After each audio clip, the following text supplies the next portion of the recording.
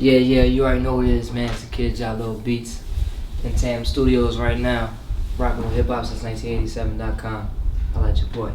Shout my HipHopSince1987 niggas. HipHopSince1987.com.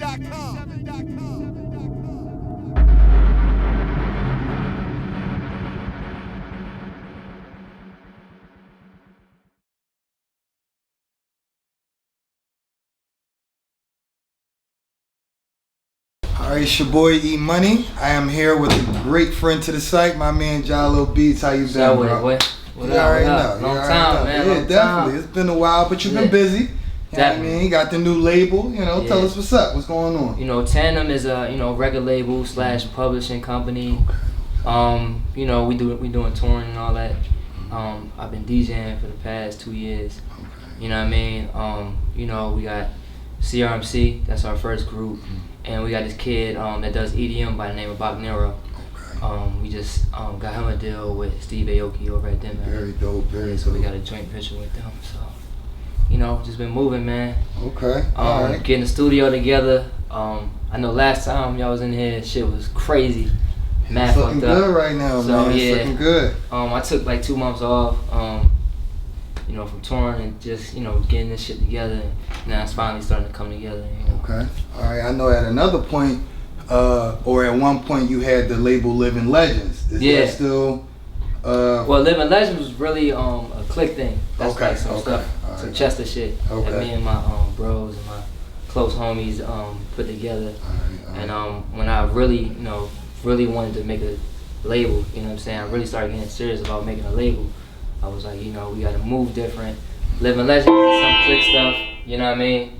But Tandem is more so, Tandem is more so like a Sony. I wanted to be a Sony or an Interscope. So, we just did, reconstruction and, here we are today. Shout out to my partner and my manager, Doobie, and my man, Rata, and my cuz, L, he does the publishing side. Okay. We just came together and, we got a whole bunch of shit popping. All right. Did you feel like that was a natural progression for you? Like it's only right for you to make that type of step? Yeah, absolutely. After I did Bobby Shmurda, Hot Nigga, my whole life changed. It just kind of changed your perspective. So, my team was just really adamant about me building my brand up. I really wanted to be behind the scenes, but the brand sells. So, once I started DJing and stuff like that, I just, really was serious about building the brand up, and that's where Tandem came into place. It's not just music. We do have, the big umbrella is Tandem Enterprises, where we do real estate. Okay. We got one-stop shop. Yeah, I went downtown Chester, really just, bringing downtown back. You know what I mean? Yeah. Buying mad buildings out there. They got some good real estate in Chester. Yeah, it's a gold mine. Okay. Yeah. So just getting my business right and getting focused. Taking that next level. I just felt like I've done so much in this short amount of time. I want to be the next. Well, I want to be the first Jahlil, but I want to follow suit with the Diddy's, the Dr. Dre's, the Jay-Z's, the Russell Simmons. You know what I mean? So, and I don't really see myself doing this too long. Yeah. I think I got like 2-3 more years left, and I'm just gonna fall back and try to Jimmy Iovine this thing or something like that. Okay. Yeah, I never really was in it to be a star, just to, for the love of the music, get the production just do what I out. wanted to do and, check shit off the bucket list and just. We're gonna need these bangers past 2 more years, man. I probably would just work with my artists and maybe like Meek Mill, you know what I mean? Okay. People I have close relationships with, but I really want to fall back. You know what I'm saying? And just enjoy my kids. I'm not that type of dude. Yeah. I don't really care for the fame or just be out there in the clubs and all that.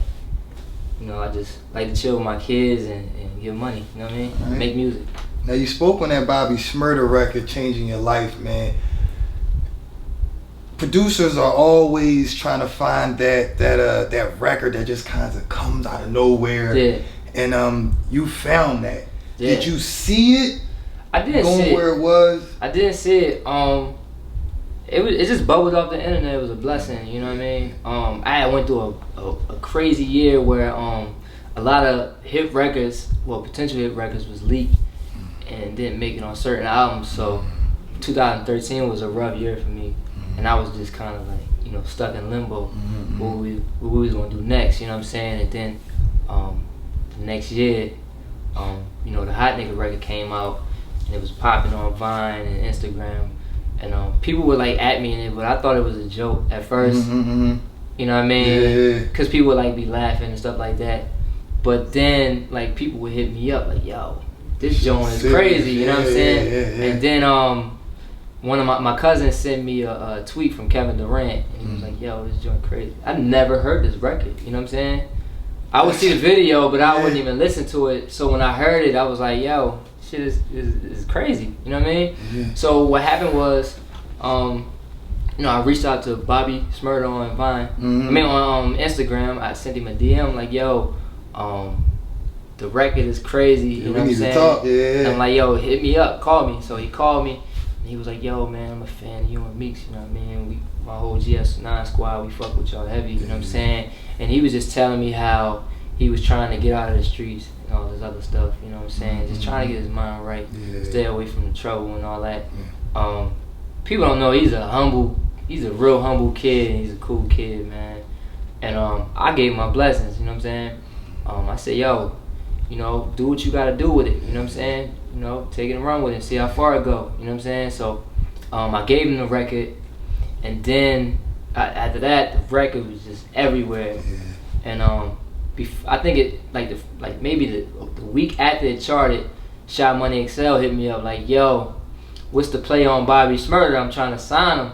But the whole time I was trying to sign him, so I was trying to get everything together, trying to sign this kid. But Shot Money, that's my dude, so I just gave him the play on it.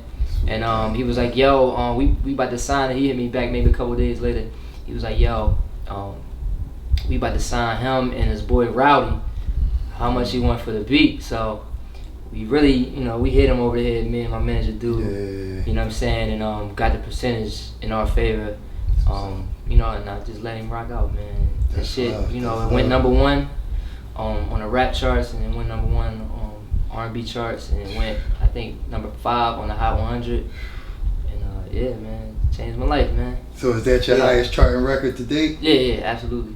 It's crazy. So what's some of the doors that record has opened for you?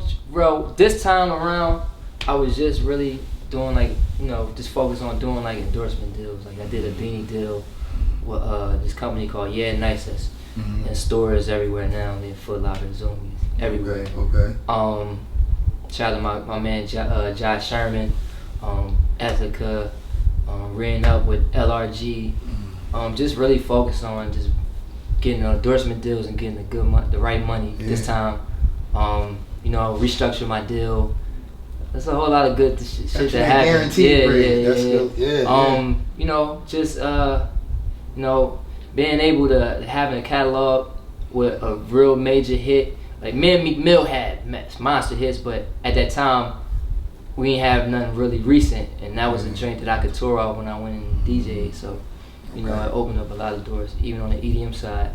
I met Skrillex through that record. You know what I'm saying? That's very dope. And yeah, man. All right, because I know prior to this you talked about how producers can sometimes chase the bigger artists, but they don't see the benefit in breaking an artist like Bobby Shmurda. So that's why I always get excited with like working with new artists, because I always get that feeling. It's the adrenaline rush, like coming up with Meek Mill and just seeing how like being a hype man at his show and seeing like, you know, him having maybe 1,000 people there, maybe 800 people there, to him doing big concerts and going on tour. Doing the Wells Fargo. Yeah, going on tour with Nicki Minaj and all that stuff. It's a lovely thing, man. It's a beautiful thing to see. See the artists come from here all the way to here, you know what I'm saying? So I always try to recreate that. Okay. Now, have you spoken to Bobby Shmurda or anybody in his camp lately? Yeah, I wrote him. Yeah, I wrote him. Yeah. So free Bobby and we Shmurda. also got a record coming out. I don't really know that situation with Epic, but I know I got a record that we was working on for Diddy album.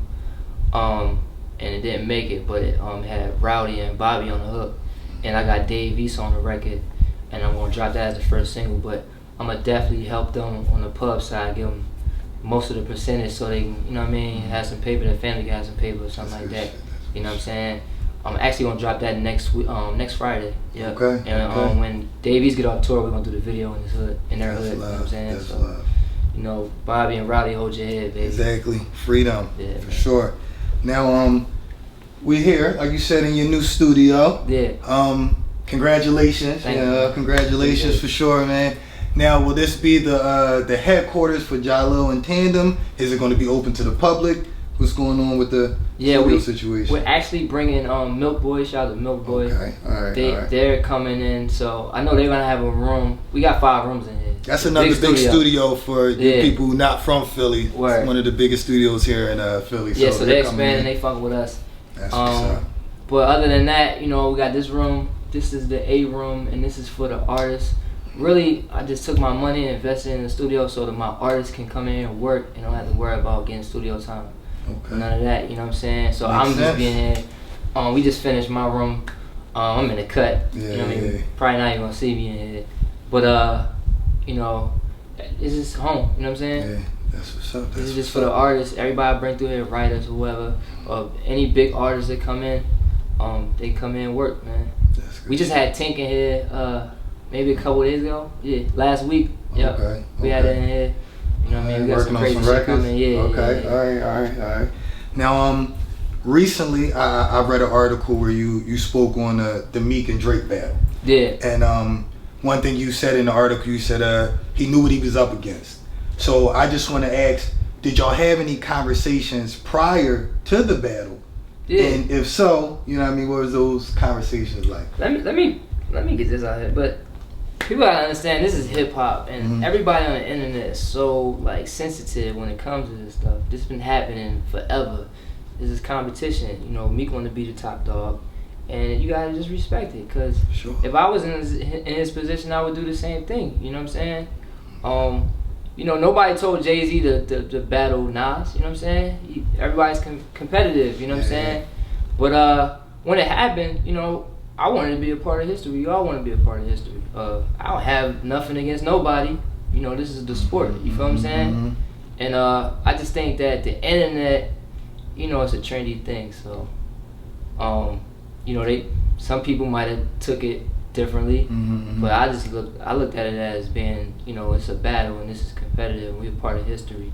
You know what I'm saying? That's the angle that I came at with Meek. I'm like, yo, go get him. Let's get it. You know what I'm saying? Let's do it. You know what I'm saying? Shout my hip hop since 1987 niggas. HipHopSince1987.com.